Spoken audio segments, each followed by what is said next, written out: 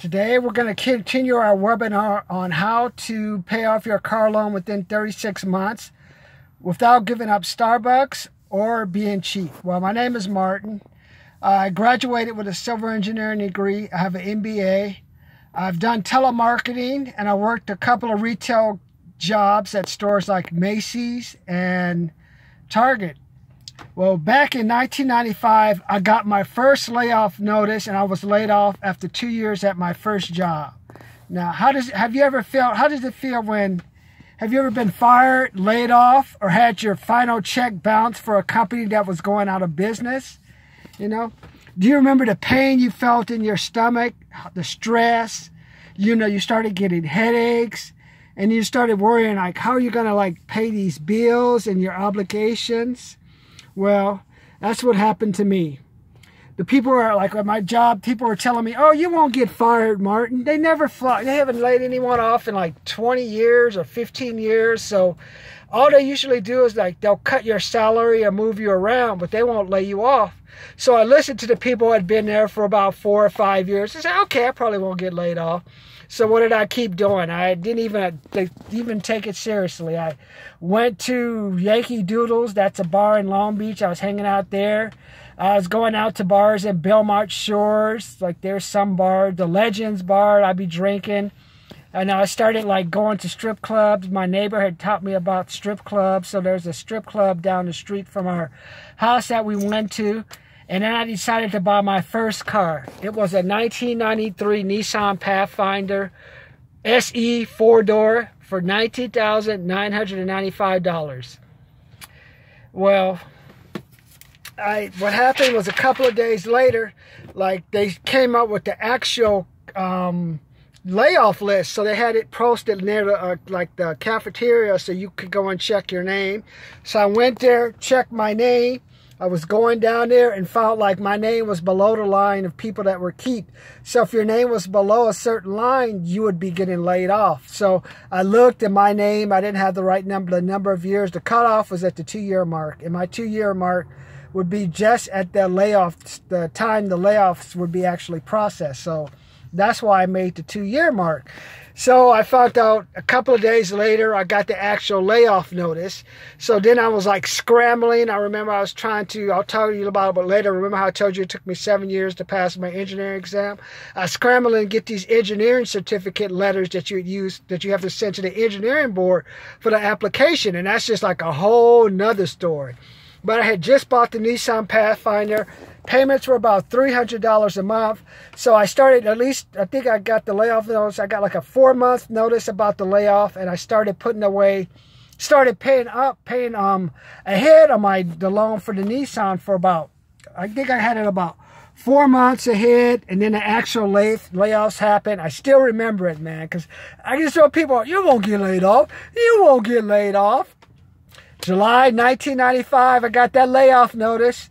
I was gone. And what even made it so bad was I'm in California, and it was hard to get engineer's job. It was like the middle of a recession. It was a mess. So I was scrambling to get all type of jobs. I think I worked one job. I worked at a UPS place processing checks. There was a time where people actually picked up money from the UPS, cash and coins. There was like a processing center where you counted all the money, did a tally, and they took actual money that the driver picked up to the bank. It's crazy now because everything's electronic. But there's actually cash. You'd be doing 50 and 100. That's one job I had. Another job, I think I got it working in Southgate. Somewhere Imperial past Long Beach Boulevard, whatever that area was. I got a job working, doing files for a couple of months with a temporary place. So I was just scrambling, man. And what made it worse was, have you ever got called by a collector? Hello, Mr. Morris. All times of the night. Have you ever got like the threatening letters saying if you don't pay this certain loan by this certain time, you're going to get your car repossessed? Well, that's what happened to me. Even though I had my loan paid up, back in 1995, they changed the way they did loans, because I assumed if you paid ahead on a loan, they would apply it to the next payment, and you would have like a little grace period before, okay, I was paid up a couple of months, and they would apply it. But that's not how it worked back then. They just took that extra money you paid, and they put it towards the actual loan amount. So the next month, even though you technically were paid up, I had like a 5-year note, you were still technically late, because that's how they set it up. And it was just like, it was just miserable. And that's when I decided, you know what, I just got to get this loan paid off. So then, since then, I've been just working on strategies on how to get my car loan paid off, because that's the thing you need to get back and forth. Almost more important as a house. Now, cut to 2019, where it looks like everybody sleeps in their car. That's a thing for a whole nother story. So I remember I finally got my strategy almost fine-tuned, and I got it perfect. I got the Nissan paid off in about, it was a 60 months. I believe I got it paid off in 48 months. Then I had another Beamer car. It was mine. Paid it off with a heritage. Then the next car I actually bought was a 2012 Camry. And I got that paid off in 18 months using the strategies that I'm going to show you. So just take a couple of strategies that I show you. Use them. And if they work, work. If not, hey, maybe you can lose them to pay off a credit card, or do like me. Like I told you, you could take a look at my other CDs. Like, if you like what I'm saying, subscribe, comment, and share this. This is some good stuff, man. Well, I know some of you are thinking, well, Martin, I may never get laid off from my job, or I have a stable job, or I have other bills to pay. Well, I agree. Some of that stuff is correct. But let me tell you something. Do you remember the recession of 2008, 2010? That changed the American job landscape forever. Yeah, millions of people were laid off from the retail sector. The retail sector still hasn't recovered. You have people who lost their houses and foreclosed, and you still have whole neighborhoods where people moved away and the houses got bought for cheap. And now, like between Obama, who was a Democrat, and Trump, who is a Republican, you know what the biggest job creator right now is? Warehouses. $15 to $14 an hour jobs that these college students are competing for. That's their goal. So that's how much it's changed. For example, last night I was watching a movie, The Magnificent Seven, with Yul Brynner. That's a great movie. I always watch it sometimes because it just gets me focused on how the world used to be, or you see the Western scenery. But that's what made Hollywood the capital of the world. It took hundreds of people to make a film. I look at that film. You have to go on location. You need a person for the scenery, a location, costume, to set up the props, move the props. There were like cows and chickens. Feed the crops.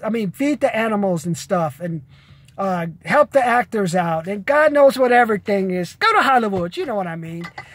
Just think you needed hundreds of people to do these tasks. And now I want you to pull out your phone. That's right. Pull out your phone. If you like what I'm saying, subscribe. If you don't know even if you don't like what I'm saying, subscribe anyway, because you may not like what I have to say now, but you may find out, hey, what I'm saying can help you later. And pull out your phone. I looked at it. Took hundreds. You know why? That's why Hollywood was the capital of the world for a while. It took hundreds of people to make a film.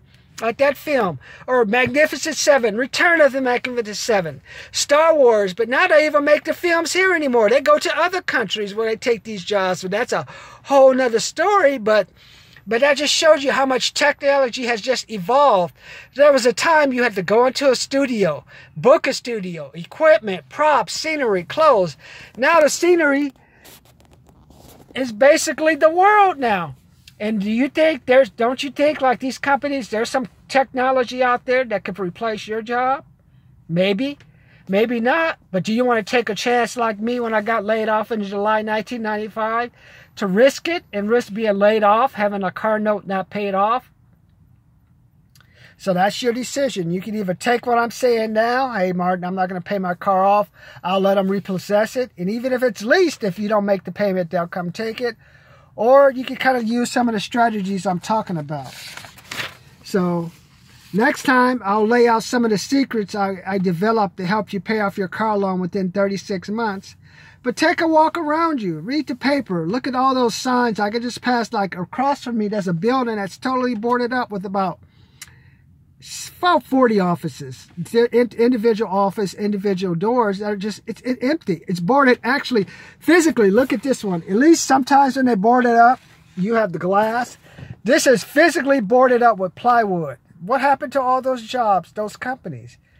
Don't let that be you. Don't let that happen to you, being unprepared. Email me, martching2018@gmail.com. Subscribe. We're trying to get to 1,000 subscribers by December 2019. We're going to have an exciting year, but hey, get that car paid off as soon as you can. Even if you've been paying it off for years, use some of these strategies. Get it out your life so you can use that money for other things.